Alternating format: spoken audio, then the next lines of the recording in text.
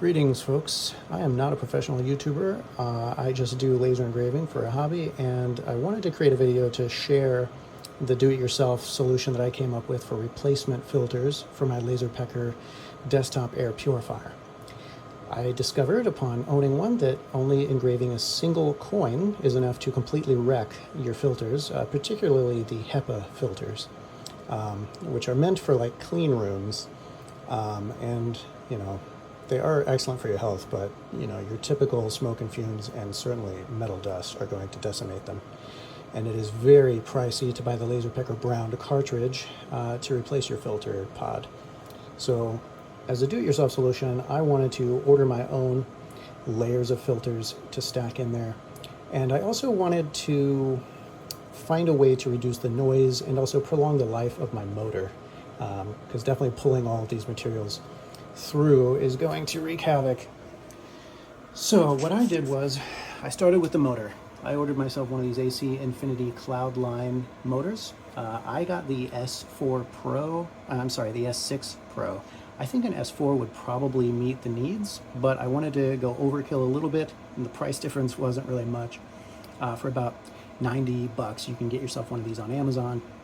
The great thing about it that I didn't actually know when I clicked order was the packaging that it comes in has these nice foam pods that fit to the end. So there's a nice 6-inch circle on both ends of this. And that actually is what I ended up using to kind of replace the filter pod that this comes in. So these are the foams. There's one here and another layer down there that come with that AC Infinity fan. I've cut them to fit inside here where the previous box was.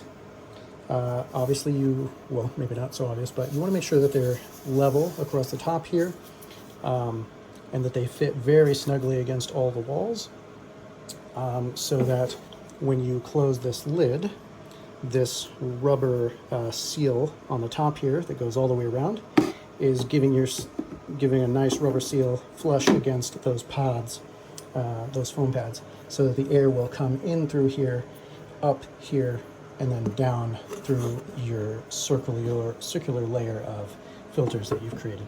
So I have a number of filters there. I abstain from getting another HEPA filter, but I have various MERV 8, MERV 10, even through a surgical mask in there, as well as activated charcoal. So I'm going to play with my layers and see what that does for me.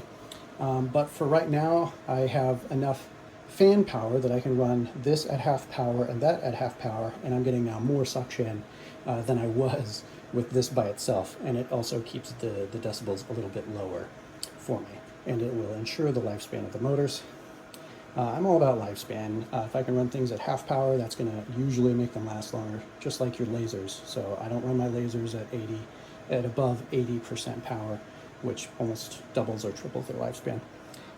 Filters, you can order your own on Amazon. So I ordered myself some of these MERV 8 and MERV 10 cut to fit is what you're looking for when you go on Amazon or anywhere else.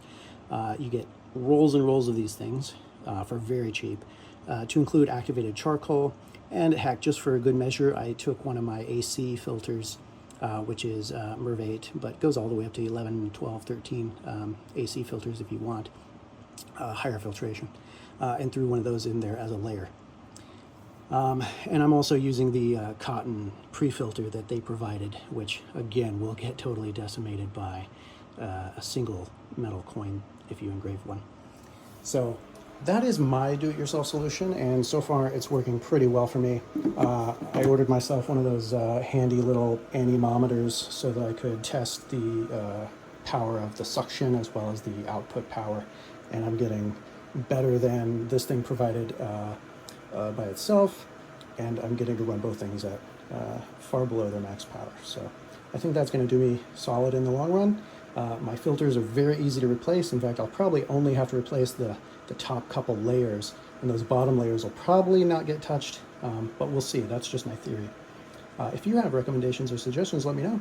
But I searched far and wide for a do-it-yourself solution to replacing the filter in this and didn't find anything, so I think this may be the first video out there, so hopefully you find it helpful if you're in my situation. Thanks, best of luck, and happy engraving.